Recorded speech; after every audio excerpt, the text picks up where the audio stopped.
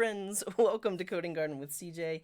Welcome to a special supporters-only stream. There are just a few of you watching, and that's a good thing. So today I'm going to be setting up my brand new MacBook from scratch.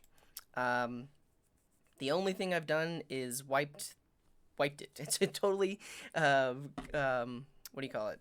It's totally fresh MacBook, and I'm going to be setting everything up.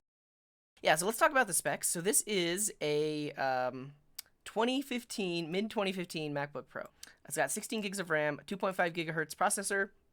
It does have a 512 gigabyte hard drive, and it has a dedicated AMD Radeon graphics card.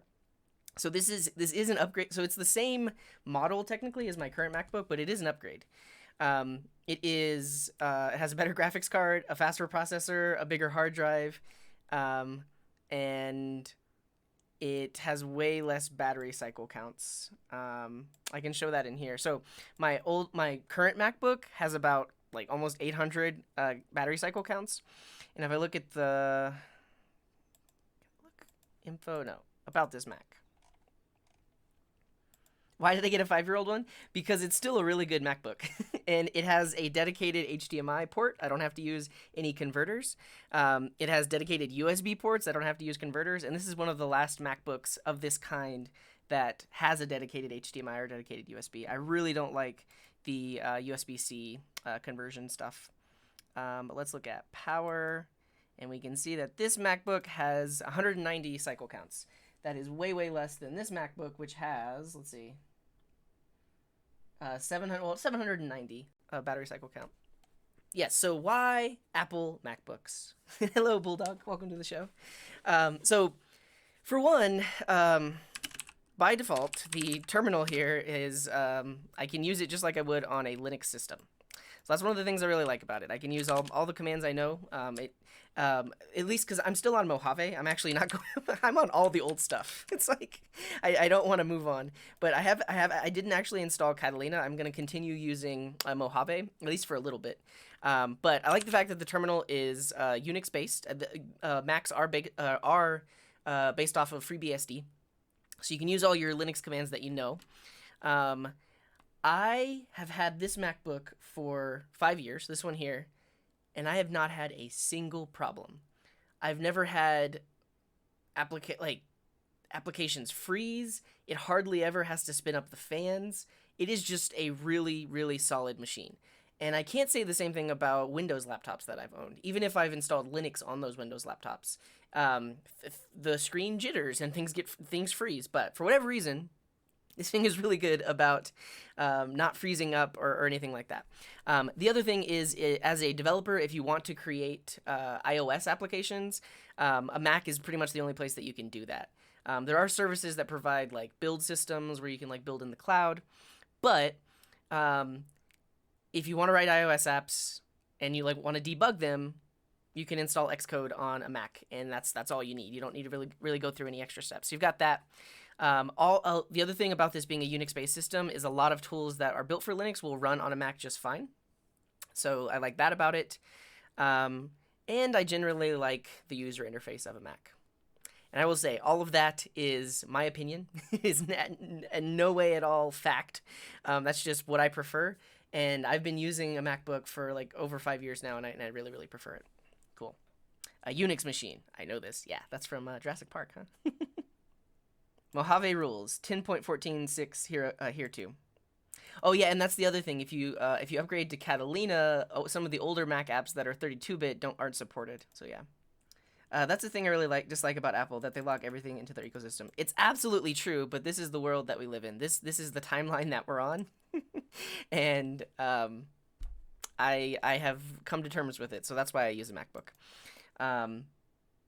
Yeah, I will say that, like, I mean, Linux is cool, and you can, like, if I had to choose between Windows, Mac, and Linux, and I didn't have, well, actually, if I had to choose between Windows and Linux, I would choose Linux. Probably like an Ubuntu system, because that's just what I'm used to. But I like the fact that a Mac is kind of Linuxy. I will say that.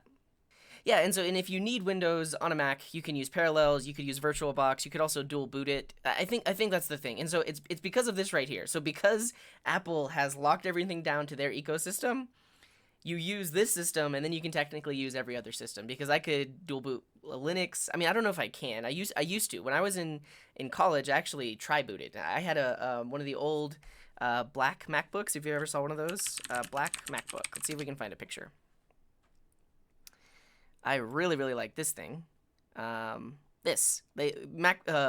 literally used to make a MacBook that was black. But I had that thing, and I tri-booted it. I could boot into Windows, I could boot into Mac, and I could boot into Ubuntu Linux.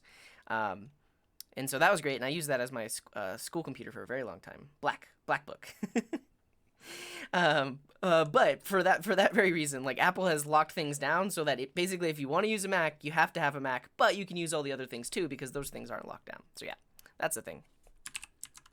All right, that was a great first question. We can chop that into a little video, because people always ask, like, why? Well, and people often ask, why do web developers use MacBooks?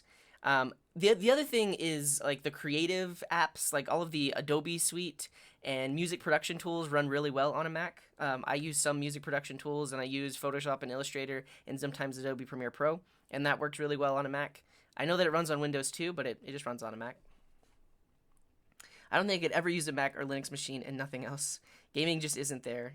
Yeah, and I guess that's the thing. I don't play many games, so that's one thing that I don't have to worry about. But you're absolutely right. For those of you that like to play games, you probably need a Windows machine, because even the support really isn't on Linux either.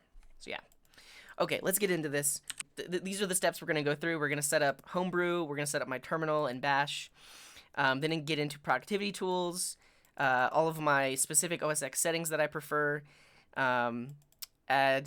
install my preferred web browser, which is Chrome. Though last time I think they had me, people suggested that I install Firefox, but I ended up running into issues, and so I'm still back on Chrome. Get our Node environment set up, get VS Code set up, and then any extra things like a break timer and Flux for making sure the screen removes blue light at night and stuff like that. Here are some commands that we're going to run. And this is a list of all the VS Code extensions that I use. And there might be more, but I can get a backup before we get into that. I think we're going to start by running this command. So if you're on a MacBook, there are a lot of developer tools that you need, or like developer build things that you need, and that comes with the Mac by running this command, xcode select -- install. I believe that's going to give you like the C++ compiler and all the things that build systems will need behind the scenes. So we can just run that, and we're going to let this run in the background. We agree to their license agreement. Write it real fast. Click agree. And so we'll just let that run. Cool. So this finished, xcode select, and that's really all we needed to do. But now other things like npm installs will potentially work. That required some of that the behind the scenes things to work. So we got that going. Okay, so this next command is brew. So brew is a tool, a package manager basically for Mac OS. So on something like Ubuntu Linux, you have apt, and you can install things with apt-get, and you basically can install Linux applications from a specific repository. A Mac or Macs don't have an official repository like that, so Homebrew is kind of the replacement for that. So we can install Homebrew by running this command, and then any packages that we need later on, like if we want to upgrade our Bash script, or not our Bash script, our Bash shell, because right now I'm using Bash, but typically the Macs come with an older version of Bash, but we can use Homebrew to update it. We can use Homebrew to install the latest version of Git. All of these like command line utilities that you typically need, we can use Homebrew to install the latest versions. And what I'll show in a second is there are also these things called casks. And so casks are actual applications for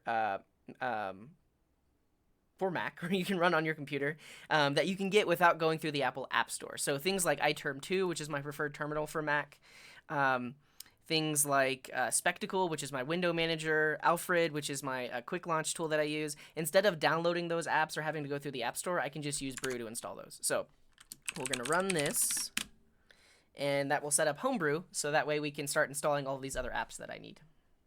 Can I make some type of script that runs all your installs? Yes, and so basically it is this. Like technically I could just run this and it should work because it's going to run all these commands. The thing is I would have probably had to click like yes on the Xcode install There are probably some command line arguments I could pass in to make these silent installs so I don't actually have to monitor them. But this being a stream, I kind of want to explain what each command does. But for the most part, yeah, you could just run all these commands and get the thing up and going. Okay, so we have brew. Now that brew is installed, we should be able to do brew update, and that's going to update our sources and make sure that anything that we install is coming from the latest thing, and we're already up to date. Great. And so I think Dan just asked about ITerm. Yeah, so that's our next step. So what I was using right here is the terminal that's built into a Mac. And you could use that, but there is this awesome tool called ITerm, which is a macOS terminal replacement. And it has a lot of cool features. Like you can get notifications when your commands finish running.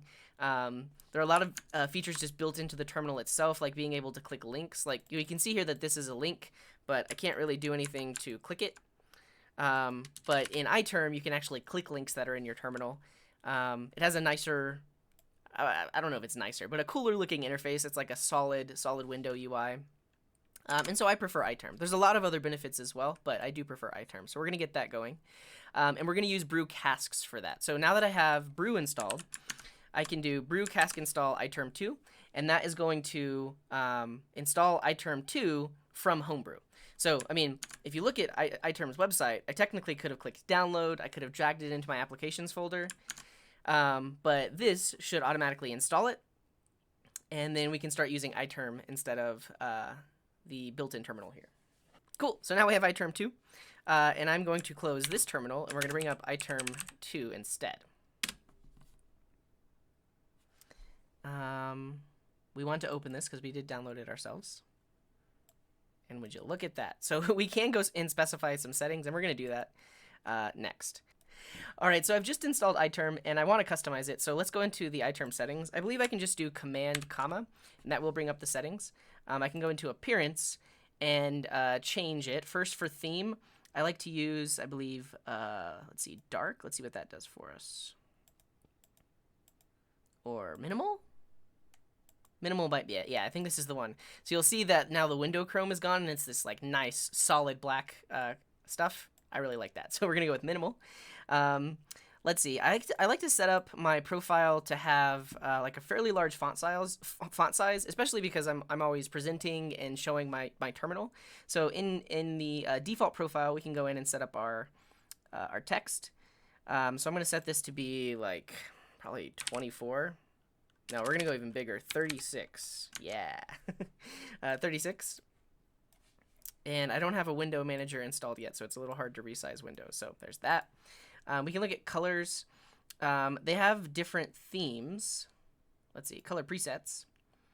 Though I like to leave just the default preset and then change my foreground color to be just this solid lime green. So, well, not blue. 0 red, 0 green, all green, no blue. Look at that, lime green. That's great. And so that's great just by default. In a second, I'll set up my my bash settings and my bash profile, and I'll get even more customization. But that's pretty much it, all I need for that. The other thing is for, I believe it's under editing. So if we go under keys, and then right here under presets, we want to choose natural text editing because otherwise, well, weird things will happen. So like on a Mac, you can use Alt to jump over words. So if you hold down Alt or Option and the arrow keys, that will actually jump over the items in the text itself. You can use that keyboard shortcut anywhere. But right now, when I press Alt arrow, I'm getting that weird input. So if I change the preset to be natural text editing, now when I do Alt, it jumps over words, and I can do Command to jump to the end and Command to jump to the beginning. So natural text editing is what we want. And I believe that's it. Sometimes I like to set up a badge, like I can put emojis in here. So let's do like the seedling, like that. And now that always shows up in my terminal, so that's nice. And the last thing is reuse previous sessions directory. So when you open a new tab, if you don't choose that option, it's always going to default to your home folder. So if I print my working directory, I'm currently in my home folder. But let's say I go into like documents, there's not really anything in there. But if I open a new tab, most of the time, I want my terminal to be in the exact same folder that it's in this window. So now that I've enabled reuse previous sessions directory, it's going to do that as well. So that's it for the basic ITerm settings. I'm going to set up my bash profile, which is not specific to ITerm. This is more specific to configuring your shell on a Mac. Okay, so we have ITerm installed.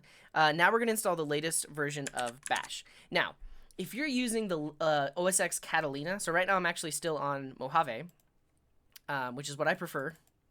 I might upgrade to Catalina eventually, but right now I prefer Mojave. And on Mojave and every Mac OS before it, bash, which is the shell that we're using right now, is the default default shell. But if you're on Catalina, then Zish, which I don't know, do we have by default? Yeah, we actually have it by default. So Zish is another type of shell, but that is actually the default one instead of bash on the latest Macs. But I prefer bash. I've always used bash. Bash is installed on all of the servers that I manage, so I just prefer to stick with bash. And right now, if we do bash version, no, not that. Bash -- version. Yeah, so right now we're on version 3.2, but we can use brew to update to the most recent version. So I'm going to run brew install bash, and that will get the most recent version, and then I can set this installed version of bash to be my default shell. How can I tell which shell I'm running? Linux. What shell am I running?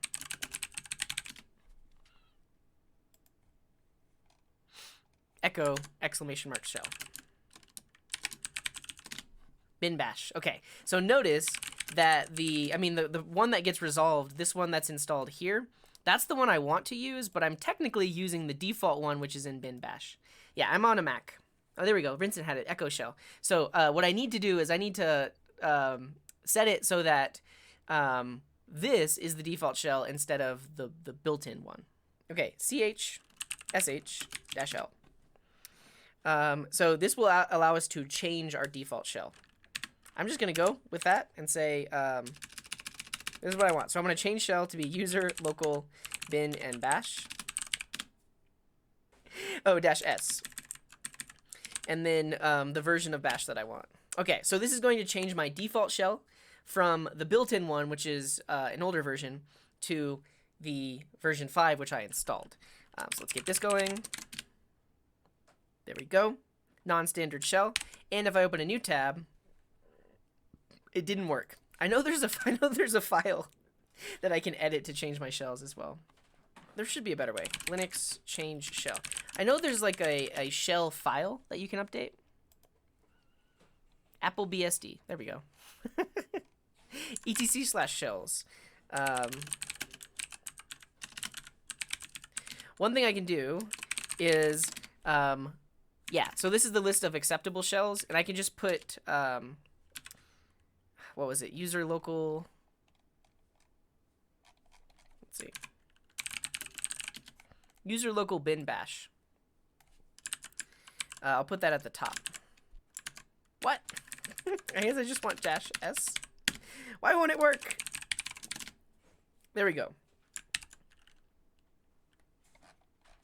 That worked. Okay, so I think it's a two-step process. So first, it had to be in the etc/shells file so that we know that it is an accepted shell that we can use. So we edited etc/shells.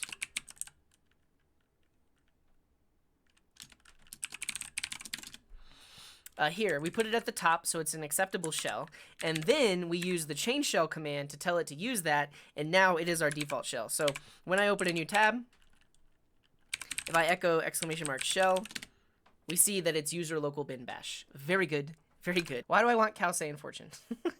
So I'll show you what these commands do. So fortune is an old Linux command. Is it Unix? I don't know, but it's a command that just provides random quotes. And we can install it from brew, and now we get this nice little fortune command, which will just give us a random fortune. This thing all things devours. Birds, beasts, trees, flowers. Gnaws iron, bites steel, grinds hard stones to mill. Slays kings, ruins town, and beats high mountain down. Interesting. It's just a random quote. We can get these all day. May your camel be as swift as the wind. And so if you've ever watched me use the terminal, it's always fun when we open a new terminal tab and there's just like a random quote there. So we have Fortune installed. That's great. The other thing I like to use is cowse. So cowse is another Linux command which will show a nice little ASCII character that says what you want it to say. So I could say like cowse, hello world. And then we see a little cow that says the word hello world. But in Linux, we can actually link these commands together. So if I say run the fortune command, and then we're going to pipe that output into the cowse command, we can now make the cowse quotes, like, you never go anywhere without your soul. Short people get rained on last. That's true. I like being short. If you learn one useless thing every day, in a single year, you'll learn 365 useless things.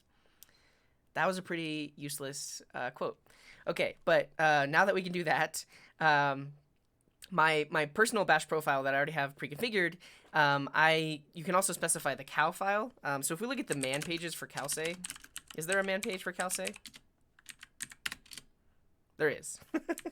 Because I want to specify the cow file, like, because you can do -f cow file, and there are a few different ones built in. I think, let's see. Cowse -f, I think it's called Tux. Yeah, and so that's the Tux Linux Penguin, and that's the one that I like to use. You can also install your own cow files, but we have those. I'm also going to install the latest version of Git.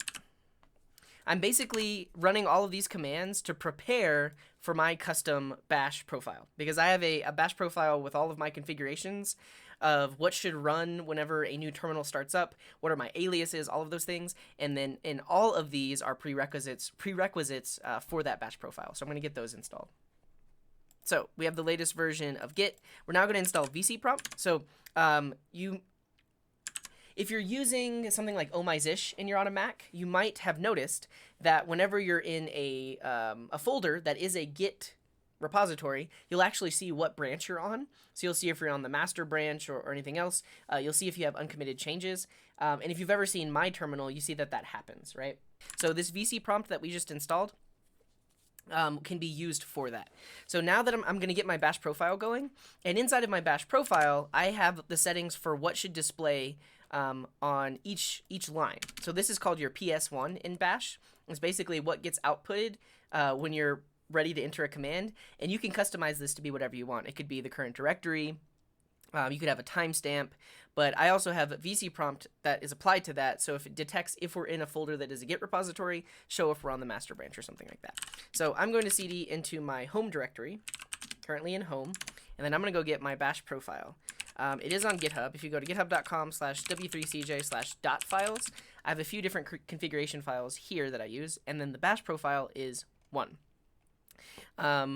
So we can see these are basically all the commands that run when I open a new tab.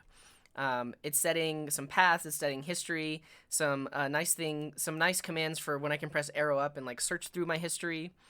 We get a random emoji that gets to show up. And then I get to specify my PS1, which is well, actually the prompt that shows before the output is going to be this, which displays like the current working directory, and then also vcprompt, which detects if we're in a Git repository. There's a few other things, like it just outputs that fortune thing, so every terminal I open will have a new quote in it. I have some aliases set up, general aliases, and then I have some general Git aliases set up as well.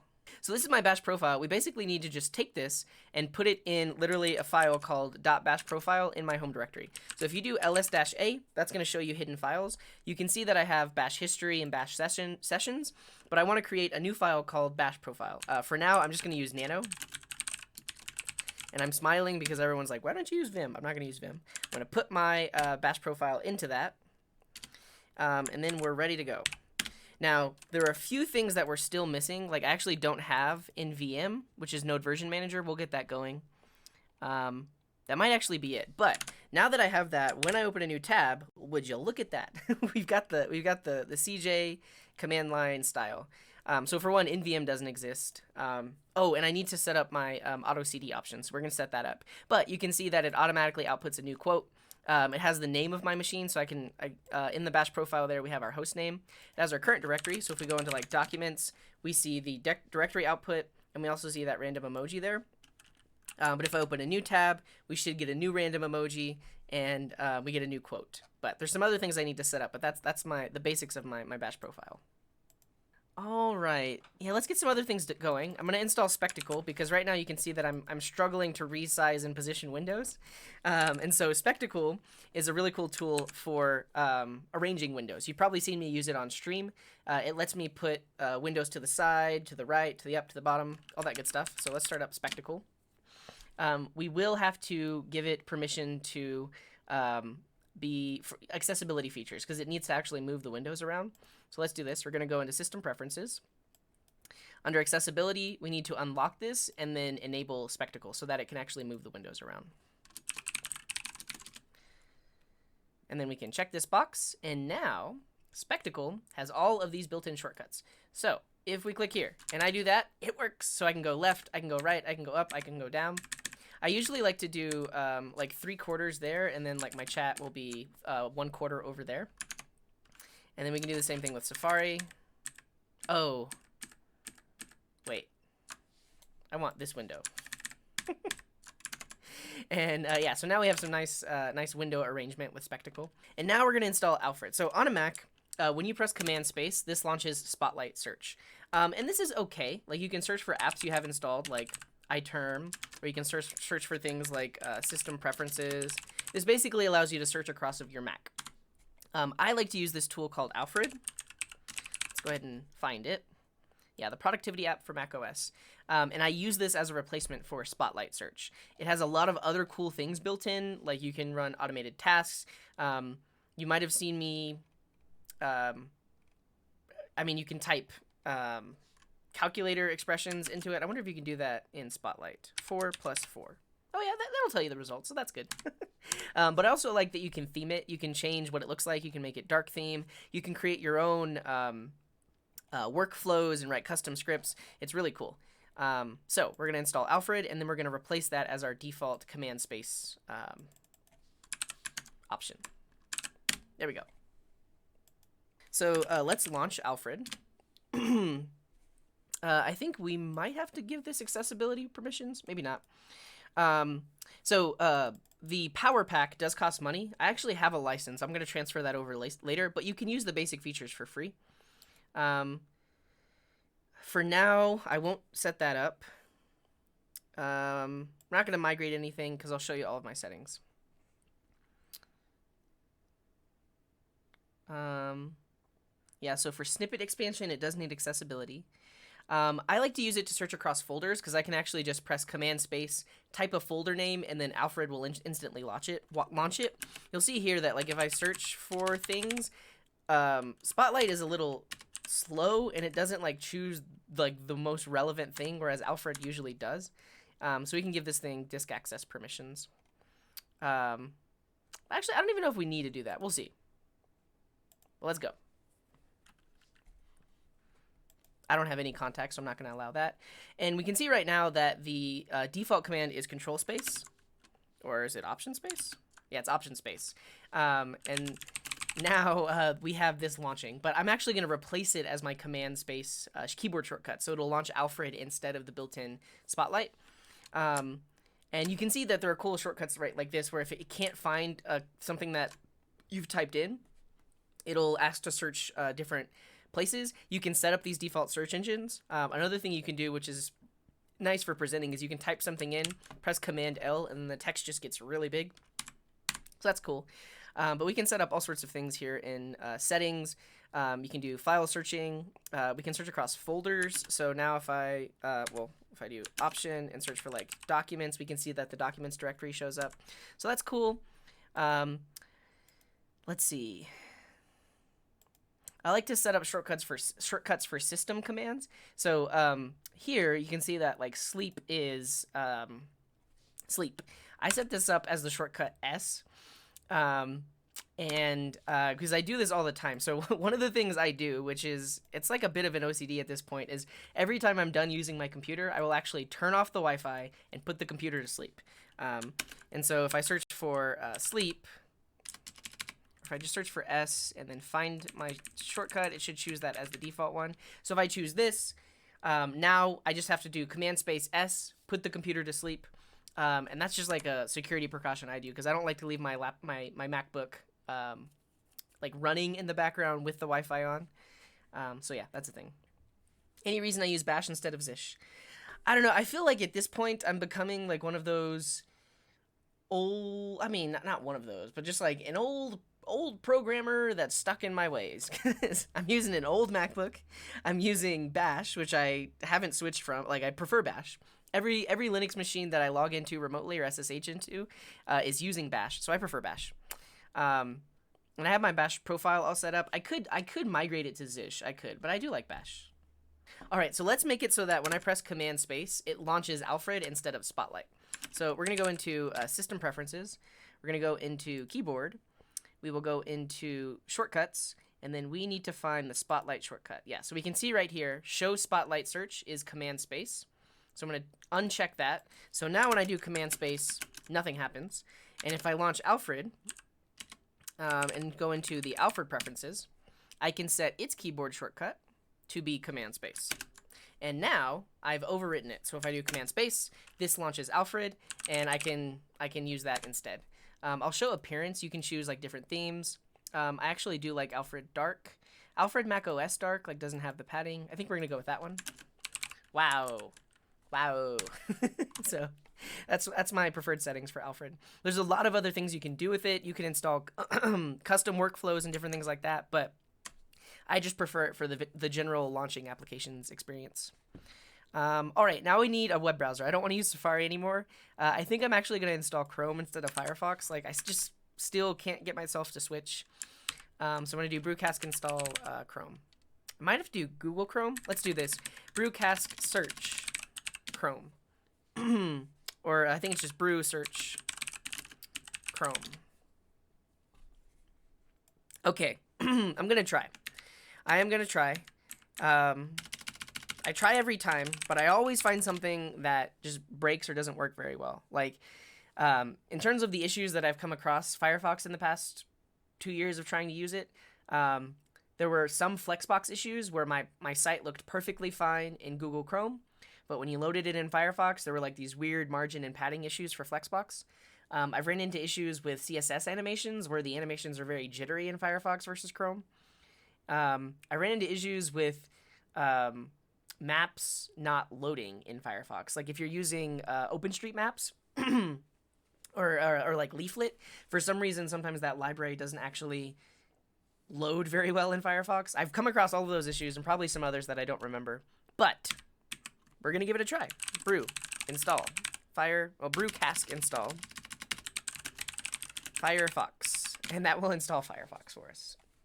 All right, so here we are in Firefox. I don't think I'm gonna sign in. I'm just gonna start browsing, and I'm gonna go ahead and close Safari. But we're gonna get all these links back over in Firefox. Cool. So we installed Spectacle. What else do we need? We installed Firefox. Let's get, actually, we'll come back to this because this will install Node and all that other stuff that we need. But in the meantime, let's get other things working. So we have our quick launcher. We have Alfred here, so we can launch stuff. That's great. We have our window management, so we can move things around. That's awesome. And then now I also like Hyperswitch. So you can technically use Command Tab to switch between apps, but it doesn't show a window preview. And so I want to see the preview of the window whenever I'm switching between apps. So there is an app called Hyperswitch, which will do this. So we're going to save this. Cool. And then we'll install it. Yeah, Windows has that too. So on Windows, I know that's built in by default, but I'm okay with that. This is a simple little app that I can install.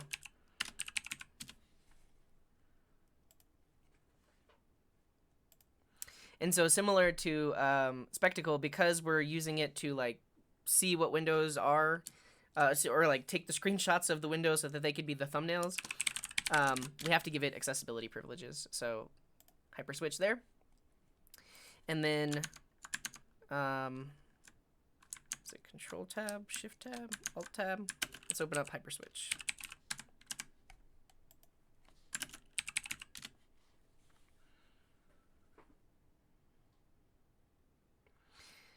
This is a beta release which may contain serious bugs. Okay. All right, so I actually want to use Command Tab for switching windows. And then you can use Option Tab for switching the app's current windows. So we'll do that.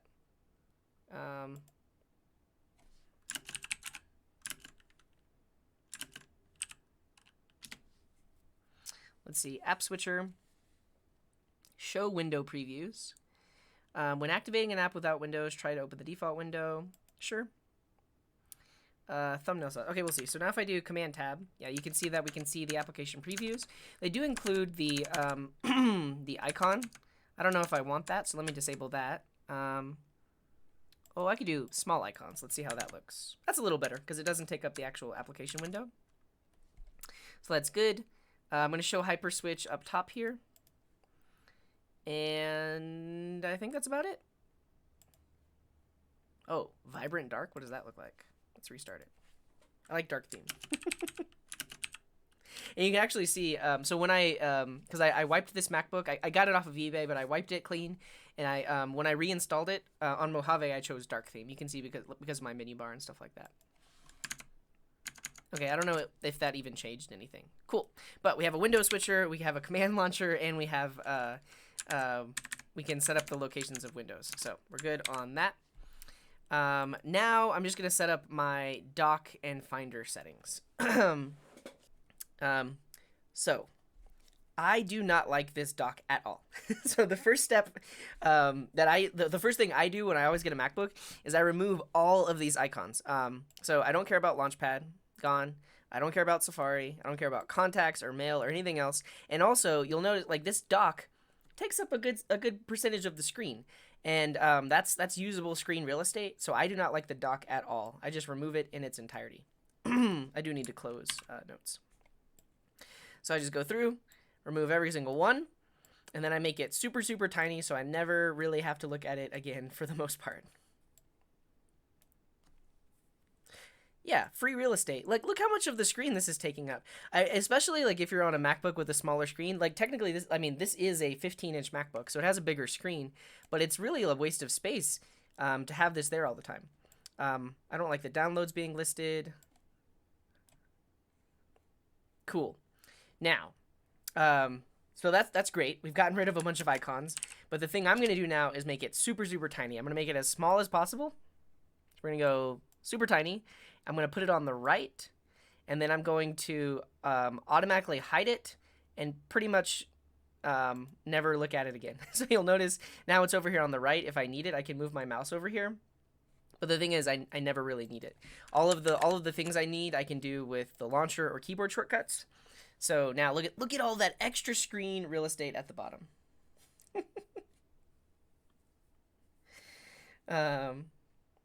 Cool. How do I open stuff? Command space. So you want to open Finder?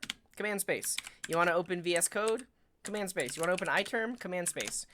You want to empty the trash? Alfred has that built in, so I can just do empty trash. You want to open your downloads folder? Command space. So everything's a keyboard shortcut. Yeah, so I don't need that. Every now and then I might click over here if there's like a minimized application, but I mean, I have my window switching here. I can just do everything through keyboard shortcuts. So I don't need the dock at all. The other thing I like to set up is Finder settings. So by default, the more recent Macs come with this idea of like recent documents. I actually don't like that at all. So here's what I do for my Finder settings. First off, if you press Command H, no, that's not it.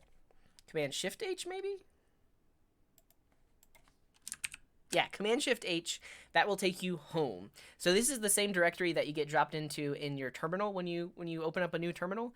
And these are the things that I actually care about.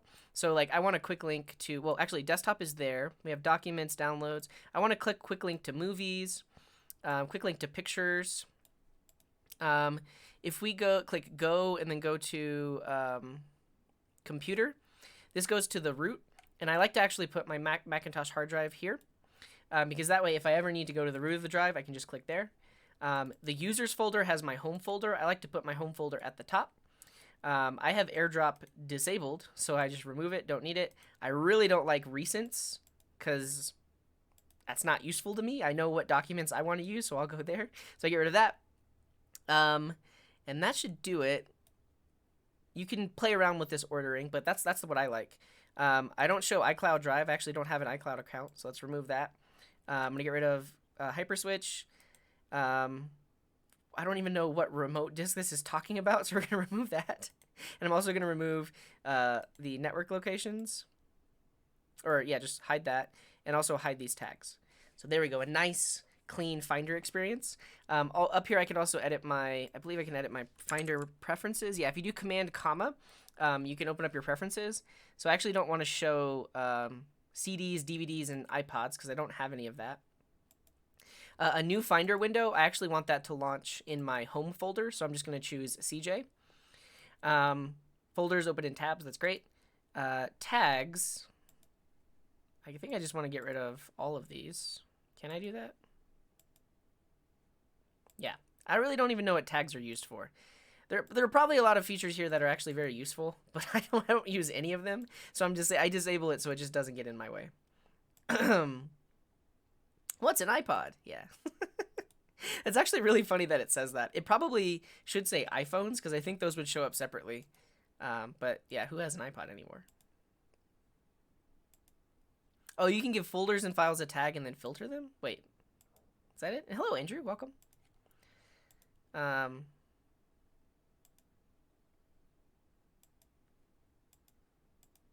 don't use the thing is, I use the terminal for most things, right? Like, I really hardly ever even used Finder to be... Yeah, I don't know. Do you use an external monitor, or do I have a minimal desk setup? Minimal. So, so my work MacBook is actually only a 13-inch, and that's all I use. I don't use an external monitor. I think I have gotten used to, like, window switching, and window arrangement, that if I don't really need an extra monitor. I have enough space, I think. I actually don't even use the desktop features of a Mac because technically you can create totally separate desktops and do different things on each different desktop. And on a Mac, whenever you put applications into full screen mode, that's technically its own desktop. I don't use that at all. I actually really, really dislike it when I'm like pairing with someone and they use full screen windows because every time they switch between things, they have to like swipe like this instead of just like command tabbing. So I'm a really weird Mac user. I'll say that. So we're here. I want to view the status bar. How can I get that going? Because the status bar shows you like how many files and folders. Show status bar. There it is. Oh, wow, look at that. That's so much hard drive compared to my current one. But yeah, this will tell you how many files are in the current folder. You can increase the zoom level, and it'll also tell you how much space you have left on your hard drive. So that's nice. Is there anything else? Show the path bar. I like this too. This will show you what directory you're inside of. And what else? Show the tab bar. Yep, and then you can open new tabs for new Finder windows. So that's cool. And what else? That's about it. These are my Finder preferences. Keep the useful things on the left-hand side. In a second, I'm going to create my like dev or workspace directory for all of my coding projects, and I'm going to put a link to that here in the side as well because that's something I go to often. But I really just like to clean this up and make it as minimal as possible, only the things that I actually care about and not a lot of extra things. So those are my Finder preferences.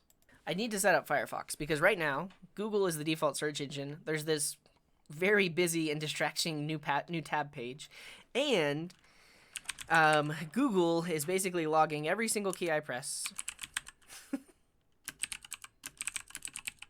whenever we're searching here, and I don't want that. I don't want Google tracking my keystrokes, so we'll fix that.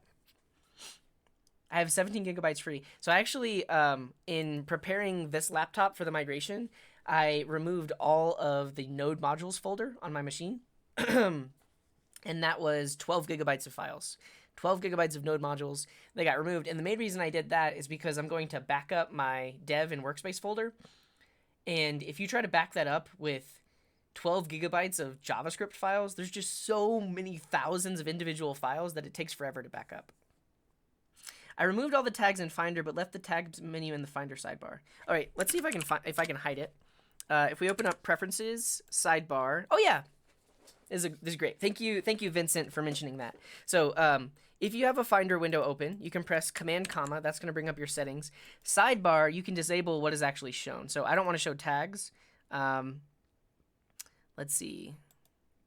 Don't want to show those. Yeah, and technically it will show connected computers or connected servers and stuff on the side.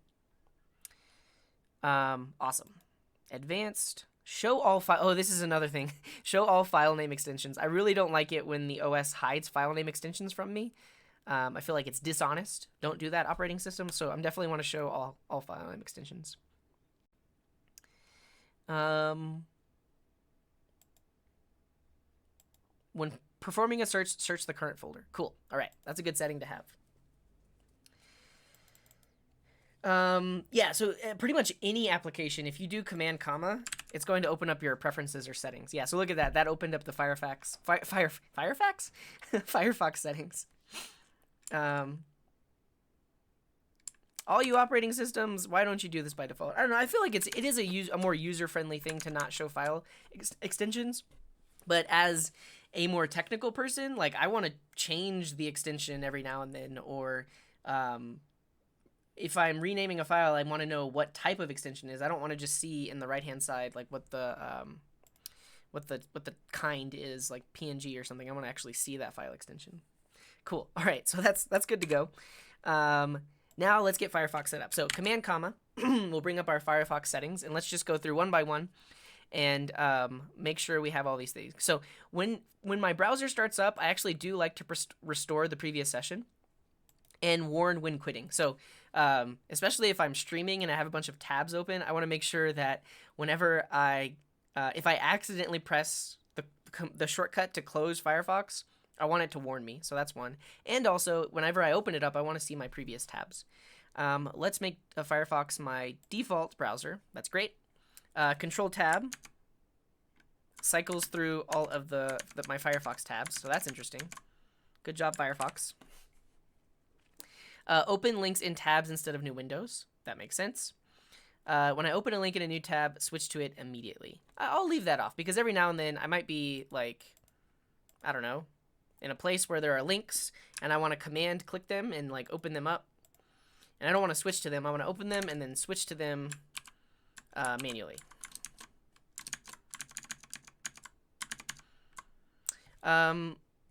Does any Firefox user know if I can disable the control tab window switching? So control tab, usually I just want it to immediately switch. But this is showing me a preview. I guess I'll have to figure out where are the settings to disable the preview. I don't want to see a preview. I literally want to cycle through tabs like this. Control window plus comma doesn't work on Linux. Oh, interesting. Firefax, the fastest fax ever. Yeah.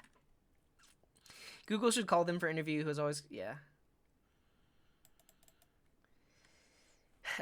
Google does do that. If you search for certain terms, they'll show you like a link to apply for a job or something like that. But yeah. About config. Let me look up the key. Okay, we'll look at that in a second. Language and appearance. That's good. Default zoom. Check your spelling as you type. Sure. I actually like to have the browser always ask me where I want to save files. This prevents me from having a really cluttered downloads folder. So if I choose this, always ask where to save files, I can always be sure to put the download in the right place. So that's good. Let's see. Automatically install updates. That makes sense. Use recommended performance settings. That makes sense for me. So that looks good here. Let's go into home settings. So homepage and new tab. I typically just like to show a blank page, and the new tabs should be a blank page. So when I open a tab, I don't want to see anything. What was there before, like news articles and links and stuff like that, that's actually really distracting. And there is an extension I like called Tablas, which shows the current time. And I might install that, but I really like my new tab to be very distraction-free. Firefox Home content. Well, I disabled Firefox Home, so I don't really even see any of these. All right, search preferences. I like to have the combined search and URL bar, so we'll leave that. And I'm going to change my default search engine to DuckDuckGo. and I actually don't want to see search suggestions.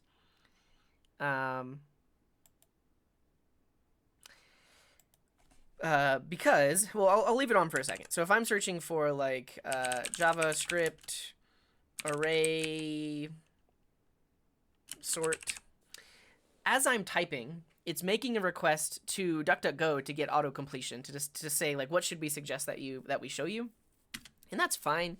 But it's kind of like a form of a keylogger because they can see every single thing you type into your URL bar, even if you start typing like http : like it's logging your keystroke. So I disable provide search suggestions, and I just build up my suggestions over time. So now you can see that it's only providing things that are in my history, and not actually making requests to those to that search engine to give me suggestions. It's just only my history of things that I've searched. So I prefer that. I'm actually going to disable all these other search engines and only have DuckDuckGo. Cool. And all right, now onto privacy and security settings. So we'll keep the standard tracking protection. I actually do not save any logins or passwords for any website. I don't like autofill. Everything in I'll just type manually. This is just a really easy way to like leak your information accidentally, especially as a streamer, like using the browser. I don't want it to autofill my addresses or anything like that. So I'm going to disable that. Remember history is good. What else? Yeah, Firefox data collection and use. Allow Firefox to send technical and interaction data to Mozilla. I actually disable this. It potentially could help the developers, but it is a form of like tracking and analytics, so I disable it. You are no longer allowing Mozilla to capture technical and interaction data. All past data will be deleted within 30 days. So yeah. Allow Firefox to install and run studies. Don't want to do that either. I realize this could help the Firefox team, but if there ever is a crash, I'll send a crash report. But I don't like to have the constant metrics and analytics and tracking. And I believe those are all of my settings. Yeah, I think we're good to go. Let's install Tablas. So after I've set up all those default settings, now there are quite a few extensions that I prefer to have by default. So we're going to install those. And one of those is Tablas. And I believe it is tabbliss.io. Maybe not. Just search for Tablas. Bliss tab? No. Tablas extension new tab.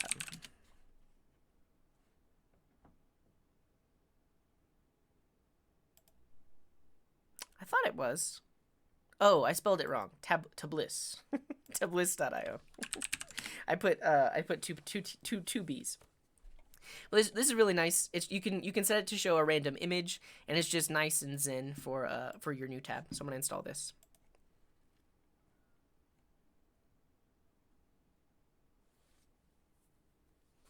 So we're gonna add that, and then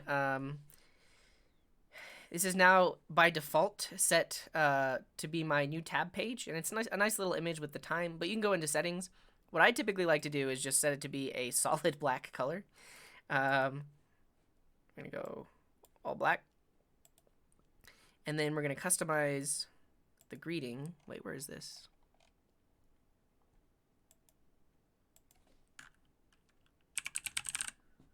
There we go. So, good morning, friends. and that's anytime I open a new tab, you're gonna see that. So I prefer that.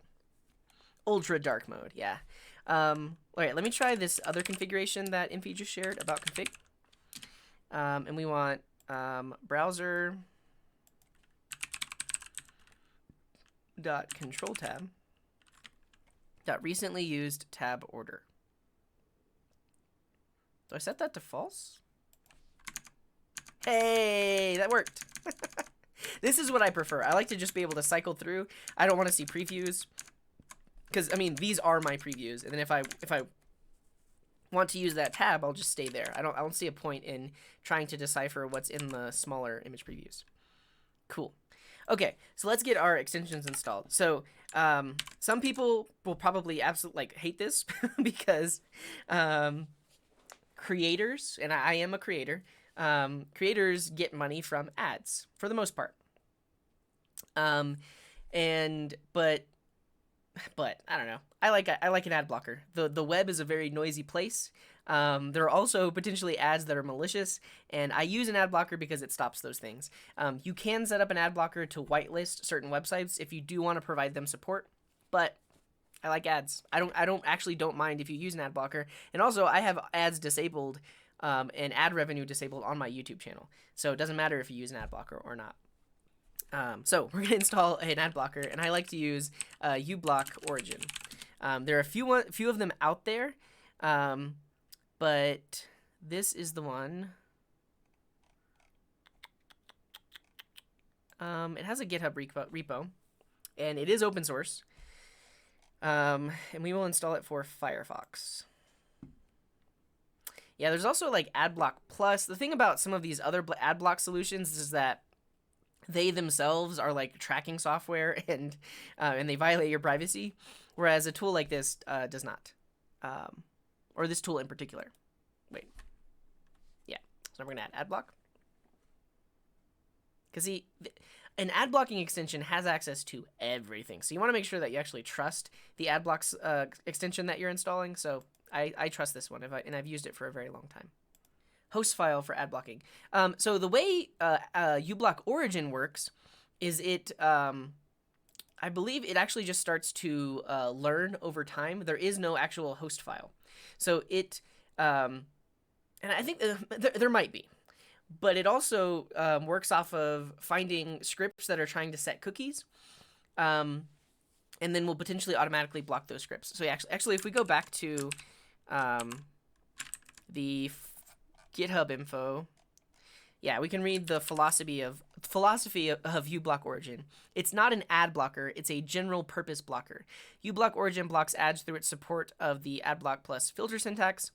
So AdBlock Plus is the more popular one that a lot of people use, and it can use that same syntax, but it extends that syntax. Ads, unintrusive or not, are just the visible portions of privacy-invading apparatus entering your browser when you visit most sites nowadays. Right. So I believe there's a block list, but it also can do other things that will just block automatically by default. I also use Privacy Badger. So Privacy Badger does the more general blocking that I was talking about. So maybe Privacy Badger does that and uBlock Origin doesn't. But Privacy Badger doesn't actually have any sort of block list. What it does is it detects if scripts are attempting to set cookies, and it blocks them from setting those cookies unless you've whitelisted them. And by default, it just kind of blocks everything. And this prevents, for the most part, trackers in general. So let's just go to google.com and search for JavaScript. So if we look at Privacy Badger, we can see that actually no tracking scripts were detected. All right, let's go to w3schools.com. All right, 5 tracking scripts were detected. It's pulling in these other JavaScript libraries from Google, and it absolutely blocks Google Analytics, and it prevents those scripts from actually setting cookies, which could potentially track you. So I use that extension as well. And over time, you can whitelist things if sites are broken, but it kind of like blocks by default, which I like. Yeah, and the EFF, the Electronic Frontier Foundation, EFF, are really great. They have a lot of cool extensions for maintaining your privacy online. So there's that. I also like OneTab. So the OneTab extension, it's supported in Chrome and Firefox. Pretty much all of these extensions I'm using are supported in both Chrome and Firefox. So you can choose, no matter what you use, they should still work. All right, we're going to install it.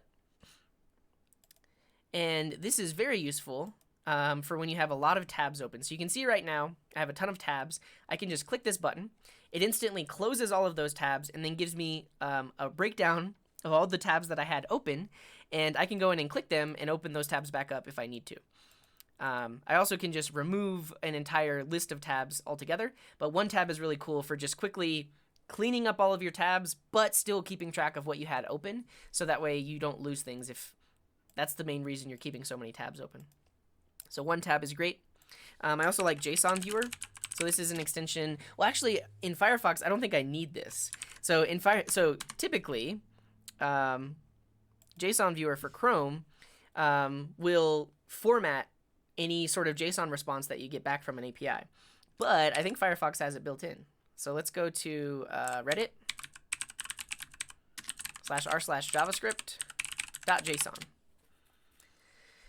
There we go. So built into Firefox is JSON navigation and formatting. So that's pretty cool.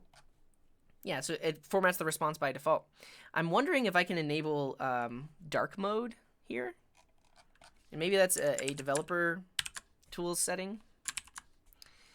Let's see. Go in here, settings, dark theme, cool. And does that change the dark theme for, yeah, and so that changed the dark theme for my JSON viewer here, which is pretty nice. So I actually don't need to install JSON viewer in Firefox, but if you're on Chrome, you can install that. Cool. Oliver is mentioning that they tried Privacy Badger. The thing is, you can disable Privacy Badger altogether for a website, and I've just gotten used to it. Like if a site is broken, I'll double check that my extensions are enabled or disabled in the right way. But yeah, you're right. It can break a lot of things. So there's some other extensions to install, but before we get there, I want to customize this bar up here because these are some extra things that I don't really use. I don't want that. Wait, I didn't mean to do that. Remove it. Yeah, I don't want that. What is this? Firefox account. I don't have a Firefox account. I don't care about one tab. Those are some options. I think that's fine. Okay, that's a little bit nicer, a little bit cleaner. Not a bunch of extra stuff. And now I'm going to install Stylus. So Stylus is a styling extension. And this is not stylish. So stylish invades your privacy. You do not want to choose that one. I think it might even still be available. I think it's style. Yeah, custom themes. But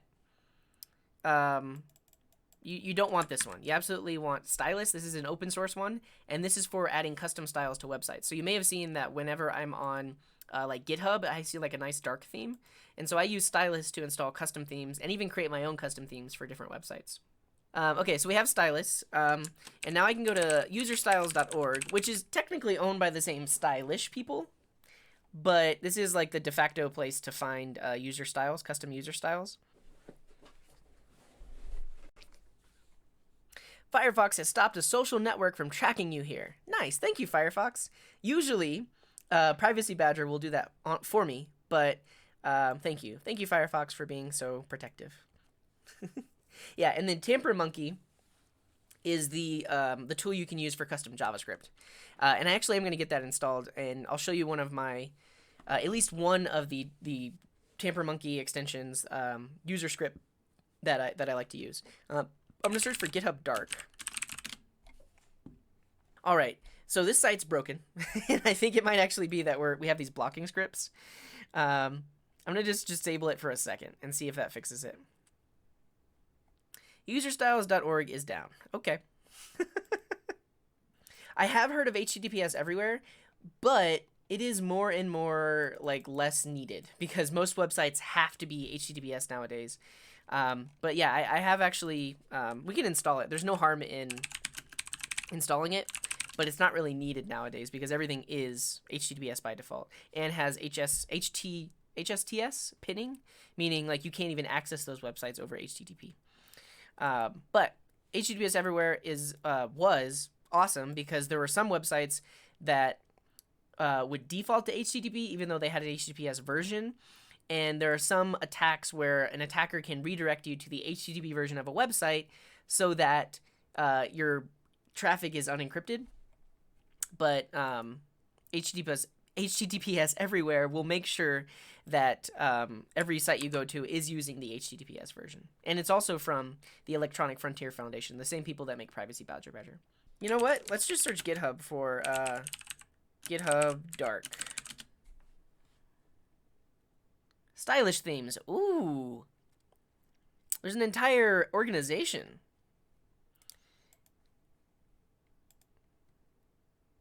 Sweet. Okay, and I can actually just open that CSS file and then install it. Let's go. Let's go. Nice. And look at that. We have a nice dark GitHub theme. The other one I like is Wikipedia Dark Rounded. Let's see if we can find it. Let's see what stylish themes has. Wikipedia Dark. Let's install this one.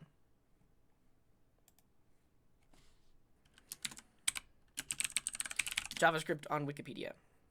Nice. And there's that nice dark theme. Cool.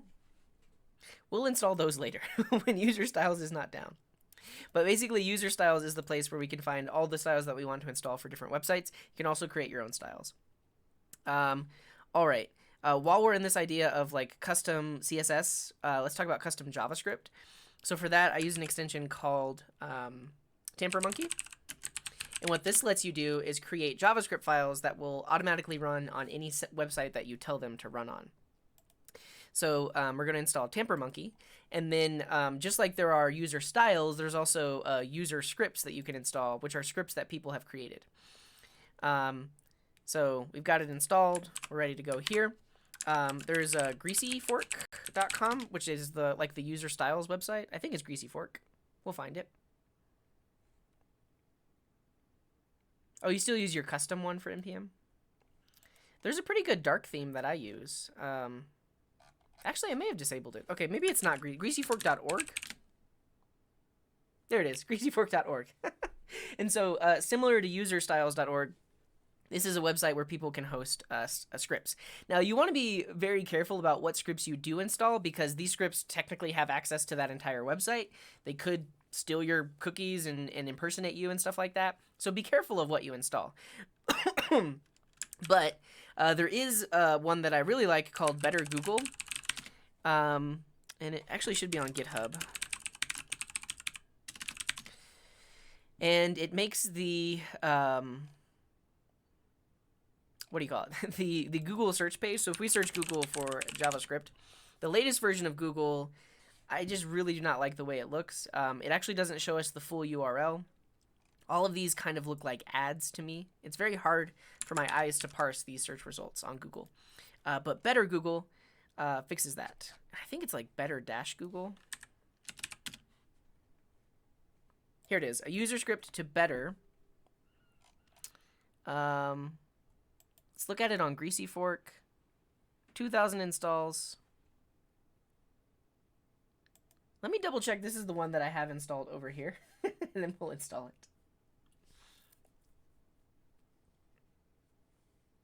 Yeah, this is the one I've been using, so I trust this one. So we're going to install it.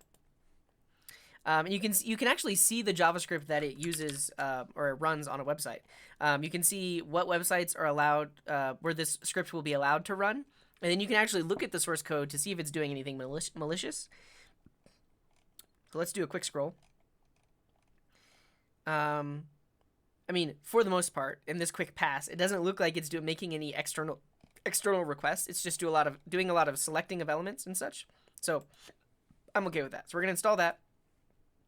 Now, see how Google looks right now? We're going to refresh the page. And there we go. It looks like it used to. So we can actually see the full URL. We see a bit more of the description, I think.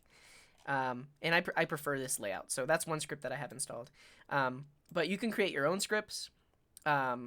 And you can find other scripts that are useful. Like I have scripts for YouTube that will give you a button for creating a screenshot from a video, which I use often. But there's a lot of different kinds of scripts that you can get. A few other things are like the Vue DevTools. So this is a browser or a DevTools extension, which is very useful when developing a Vue application. So let's install this one for Firefox. And then I also do a lot of React development, so we're going to install the React DevTools as well. React DevTools.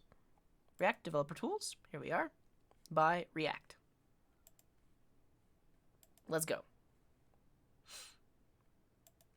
Use !ammo for Firefox extension searches. Are there any other ones we need? Like Redux. Ah, look at that. Very nice. Yeah, and then we can install the Redux DevTools. All right, see you later, Elka. Have a good night. UTwitface one tab was removed from Chrome. Do you have two accounts, like UTwitface and Andrew Lane? Okay, so we've got all those going. All right, last part of the setup here is to getting Node.js, getting my Visual Studio Code editor, all of that good stuff, all of that going. So let's do that. We're going to install, first we're going to install Node. And so for that, I use a tool called NVM. This works on both Linux and Mac. If you're using Windows, there is NVM Windows, but this is a tool to manage your Node.js versions. And so I absolutely prefer to install Node.js this way rather than installing it from nodejs.org, because the issue there is, look at that. Node.js has already been updated to 14.1. On this laptop, I have version 14, and NVM makes it really easy to install versions and switch between those versions. So we're going to use it. We can just copy this install script here, and we'll go to our terminal. We'll run that, and that will install NVM. So now we have, well, we don't have the NVM command, but this part here, setting the NVM home directory, when I open a new tab, that should be set, and now I have the NVM command. And I can do NVM list to see what versions of Node I have installed. I don't have any, so I'm going to do NVM install 14, and that'll install the latest major version of version 14. So it'll install version 14.1. And then now I have Node.js version 14.1. And I can do console.log hello world. Just like that. So we have Node.js. We also have npm. That's great. And we're ready to go. And in my bash profile, at the top, I actually have nvm use stable. So that uses the latest stable version of Node.js. And so when I open a new tab, you should see an output using version 14.1. So whatever the latest stable version I have installed, it's automatically going to use that when I open a new tab.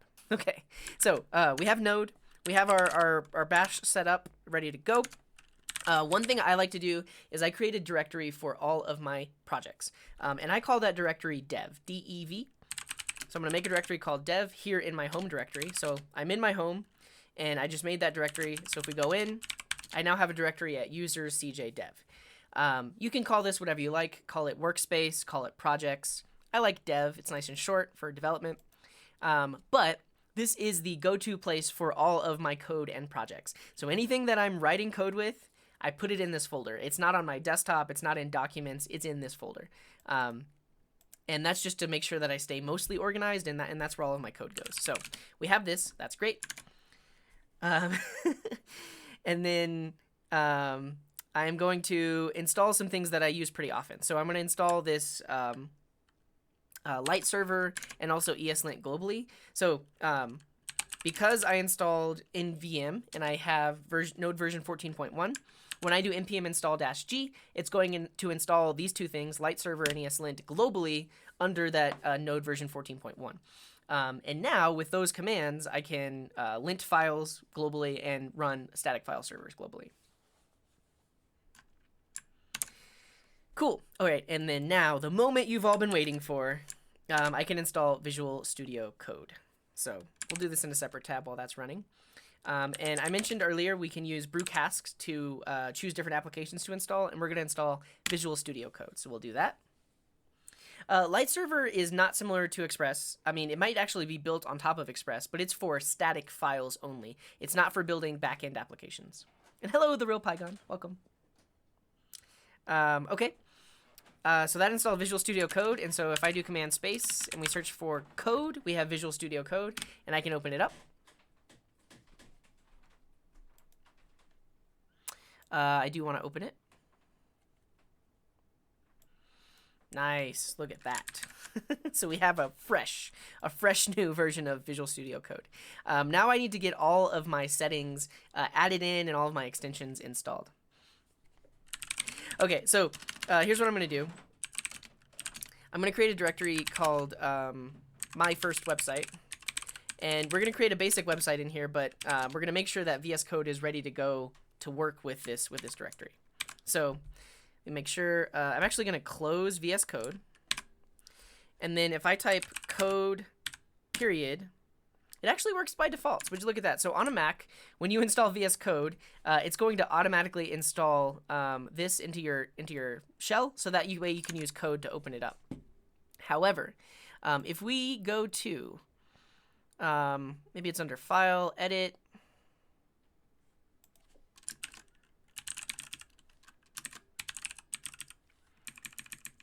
Yeah, here we go. So if that does not work for you, if you're in your terminal and you type code space period, or code with the name of a file or a directory, and that doesn't work, you can do this. You can do Command Shift P or Control Shift P to open up the command palette. Search for install, and you want to look for shell command. Install the code command in path. So if you click on that, that will make sure that that actually exists, and then you should be able to type code period to open things up. Now I need to get all of my my extensions installed. If you go on gist and just search for user w3cj, excuse me. If you search for user w3cj, you'll find all of my public gists. But this one in particular, if we sort by most recently updated, I literally just created this one, and this is a list of all the extensions that I have installed. So these are the extensions that I want to install. I will most likely do like a separate video where I can explain all of these extensions and why I have them. But what I want to do right now is make a file with that list of extensions in it. So we're going to nano VS Code extensions.txt, paste in that list. And now we can run a command that looks at every line in that file and automatically installs it. You can see that there are a few people that have provided, and this is on my old extension list, provided some terminal commands you can run to automatically run each line in the file. So we can do while read line, code install extension, that given line. And then we tell it the file we want. So because we put all of those, each of those lines in this file describes the package name of a VS Code extension, we can run this command and then specify VS Code extensions.txt, and then it's going to read it one at a time and install each individual extension. So we should be ready to go after that. So we're getting a bunch of extensions, and the reason I'm doing this is I want to have all of those extensions ready to go for when I set up my my settings file. So if you go to github.com/codinggarden/vscode-settings, this is all of my latest and greatest settings. Oh, for one, we definitely need to install the Anonymous Pro font, and I just installed this as a system level font. So this is the font that I use in the terminal and in VS Code. So let's download it. Here it is. Save it. I'm going to put it in downloads. That's fine with me. Let's extract it. And then we will install it. Install. Actually, I think, can I right click all these and say install?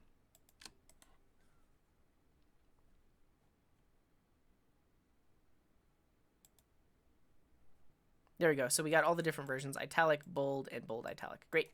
So now that we have Anonymous Pro, we should be able to set our VS Code font to be Anonymous Pro. And then this GitHub repo has a breakdown of all of some of those extensions that I installed, not all of them, and some info about the themes and such. But this right here are the VS Code settings that actually will set your theme. So you can see that here, workbench.color theme is set to just black. That's what's going to set my theme. And then editor.font family, that sets it to Anonymous Pro. So what I need to do is just take all of these settings and throw it into my settings.json file. And so in VS Code, you can press Command, comma. That does open your settings. I'm just going to search for settings because we want to open the settings.json file. So preferences, open settings.json. We can see by default there's not a lot in here. But if I replace it, watch this instant transformation. I'm going to click save. It's going to, it should at least, oh, I might need to restart because I installed all of those extensions from the terminal. But yeah, now if we go into my first website, open up code, we should, there we go. We get my color theme, we get my font, we get all this stuff. All this stuff is ready to go. And it looks just like the VS Code you see me use on stream. Great. I guess that's a good reason to not use VS Code Live or like use the sync extension, just to show people how they can get the exact same setup by running those commands. So there we go. The other thing is keyboard shortcut bindings. The main ones that I care about are switching between tabs using the same shortcuts that I use to switch between tabs in like every other application. So like in Firefox, I can press Command 1 and it goes to the first tab. I can press Command 2, Command 3, Command 4, and it goes to that specific tab. And I like to have those same shortcuts inside of VS Code. So I'm going to open up my keyboard shortcuts JSON, and I'm going to replace it with all these keyboard shortcuts. And now what that allows me to do is if I have multiple tabs, I can use Command 1, Command 2, etc. to open them up. So let's create a new file. We're going to save it as index.html. We'll create like a basic HTML template here. Hello world. We'll create an H1. Hello world. And then we'll add some emojis. You'll notice that I didn't have to install anything to get these emojis. It's built into a Mac. If you press Command Control Space, that'll bring up the emoji menu. And then I want to show the globe. Show that one. Hello world. Great. And then let's create a new file. Let's call it styles.css. And in here, we're going to set the body to have a font family of, let's just do sans serif. Font size. We'll set this to be like 3 rem. It's going to be really, really big. And then we'll just do text align center. So some basic styles. But I have 2 tabs open, so if I press Command 1, it switches to the first one. If I press Command 2, it switches to the second one. So that's great. So we have this. Do we need anything else? Let's also add a JavaScript file. So we'll call it app.js, and this is just going to log hello world, like that, and we'll save that. And then we need to link both the style file and the JavaScript file. So I'm going to add a link here. We'll say styles.css, and then down at the bottom, I'm going to add a script tag that goes to app.js. There we go, my first website. Now to start it up, I'm going to use that light server thing that I mentioned earlier. I can just run light server. That's going to start a static file server, and it'll serve up those files. So here we go, my first website. And if we open the DevTools, we should see hello world. Very good. Why not use live server? You could. I've had issues with it before, and as you've seen me, I do prefer to use the terminal. So I do prefer to use the terminal to navigate around and then start light server there. Technically, you can open up the terminal here in VS Code as well, and that would work just fine. And so I could kill this. We'll close ITerm, and then I could run light server in here. That works fine too. But yeah, you're right. There is that extension called live server, and then you can right-click a file and say start. But I've had some issues with it. At least with this, I know how to use it. It's running in my terminal, all that good stuff. Okay, so that's it. Last thing, we need our break timer. So the app I use is called Timeout by Dejal. It's for Macs only, but people have mentioned before Stretchly is a cross-platform one, but this is my preferred break timer app. So let's go ahead and install it. All right, if we go to our downloads, is it in there? No, we need to extract it. And then we get this app. I'm just going to drag it to applications because that's how you install apps on a Mac. And now we have Timeout here. We'll open it up. Now let's set up our break. So I like a normal break. I want this break to last 5 minutes, and I want it to show up every hour. And then for micro break, I want that micro break to last 10 seconds, and it shows up every 15 minutes. Those are my preferences. We could set up privacy settings for themes, but you don't really need that. Like it's just going to, it should just work by default. Let's actually just try it. Like if we start a normal break, let's see. Yeah. I don't need to enable accessibility settings or anything like that. It's just literally just an overlay. And one thing I do like to do is show it in the top bar up here. General? Show it in the status bar because that way it gives us a countdown until our next break, and that's ready to go.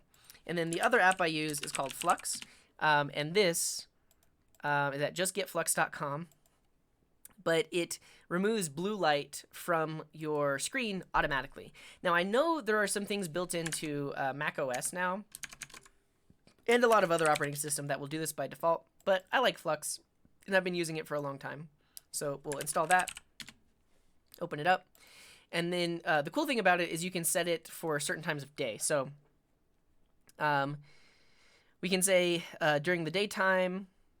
It's great. Can we just search for Denver, Colorado? Because it'll automatically use the sun up and sun down to decide whenever to, yeah, so at sunset, my screen will look like that. At bedtime, it's even darker than that, but in the daytime, it's full light. So that's great. And you can always just go over here and disable it or quit it, but I do prefer that. All right. Just get Flex. Oh yeah, I had iStat menus. I'll install the basic version, but I need to figure out what version I have, because that's the one I have the key for. And the latest version, I don't think I have the key for. iStat menus, about iStat menus. Yeah, I have version 5. So I'm going to install version 5 of iStat, mainly because that's the version that I paid for. And I'll show you how I set that up. Yeah, so there's 6. I want version 5. Mainly because you have to buy a new license for the latest version, and I'm okay with the old version, so yeah. Paying for system stats, not like this. So I go to my downloads. No, that's the wrong thing, not that. iStat menus, we want to extract that. And we'll bring that into the applications folder, and then we'll should be able to just launch it.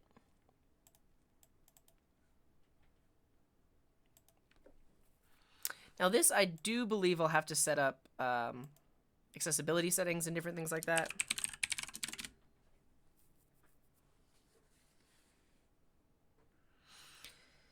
Yeah, use dark backgrounds. I don't want to send diagnostic data, and honestly, this looks like the exact same setup that I have by default. Which is crazy, because I'm pretty sure I customized it. Does it know who I am? But that's it. So you can see that we see network info. We can see the temperature of all my stuff, the upload and download speed, CPU usage, memory usage. We see battery information, apps that have been using significant energy. Firefox is on that list. And there are different things you can add in here. Actually, yeah, okay. What I like to do is set up the calendar to be displayed, because by default, when you click the calendar that's built into a Mac, or click the time, it doesn't show you a calendar view, and I like to see like an instant calendar view. So I actually disable the time that's built into a Mac. So now we don't see the built-in time, but I can show the time here, and let's see.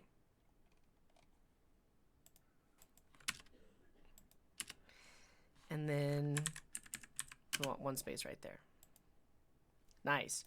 But what I like about this is I can click it, and it actually shows me my calendar, instant calendar view. So that's nice. And I believe we can set it to be dark mode. Drop down theme, dark. Menu bar theme. Let's go with green. Nice. Okay. And we do the drop down. Nice. We did dark calendar. Okay. So that's iStat menus. And then I can install my license key, and there's a few extra features that I get access to as well. There's some other things I need to do. Copy over all of my files and log into all of my accounts and all that good stuff. I'm not going to do that on stream. But for the most part, this is how I set up a laptop. But shout out to everyone that could tune in. All of my members, YouTube members, and patrons, and Twitch subs. Oh, you're welcome, Cheyenne. And actually, yeah, this is the very first members-only live stream, so I'm glad that everyone that got to tune in did tune in. All right, that's it. I'm done. I need to go now. Thanks, everyone, for tuning in. Thanks for your questions. And be on the lookout for when the edited version of all of this gets released. Or don't, because I guess you already watched it. But all right, I'll see you all later. Wherever you are in the world, have a wonderful morning, afternoon, evening, or night. And until next time, here is this.